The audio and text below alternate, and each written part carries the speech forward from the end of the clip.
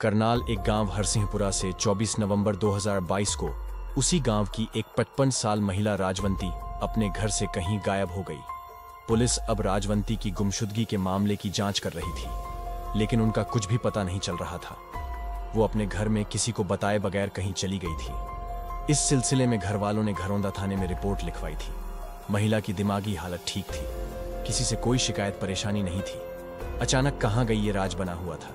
ऐसे में अब गुमशुदगी के इस रहस्यमयी मामले की जांच सीआईए स्टाफ के हवाले कर दी गई। इस बीच पुलिस का ध्यान एक अजीब इत्तेफाक पर गया। इत्तेफाक ये कि जिस रोज से राजवंती देवी गायब थी, उसी रोज उसी गांव में एक लड़की की एक दर्दनाक हादसे में मौत हो गई थी। 25 साल की इस लड़की का नाम अंतिमा था। अंतिमा अपने ही घर में करंट लगने और झुलसने की वजह से मारी गई। ये वारदात तब हुई जब लड़की के घर वाले बाहर थे। जब घर वाले लौटे तो बेटी की लाश देखकर सन्न रह गए।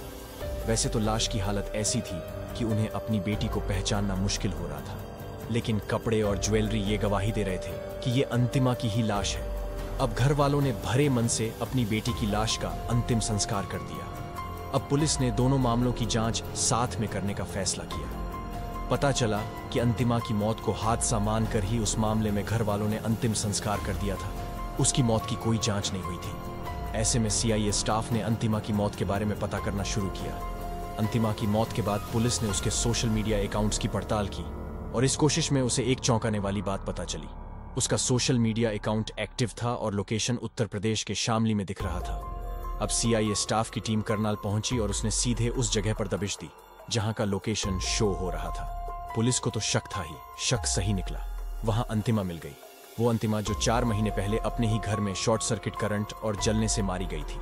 जाहिर है अंतिमा जिंदा थी। तो फिर सवाल है कि मरी कौन थी? जवाब है, मरी थी अंतिमा के गांव में रहने वाली 55 साल की महिला राजवंती देवी। पुलिस के शिकंजे में आई अंतिमा ने बताया कि उसका शामली के एक लड़के से फेसबुक पर अफेयर था, लेकिन घर वाले इस रिश्ते के लिए राजी नहीं थे। ऐसे में वो अपनी मौत दिखाकर अपने आशिक के साथ सुकून की जिंदगी जीना चाहती थी।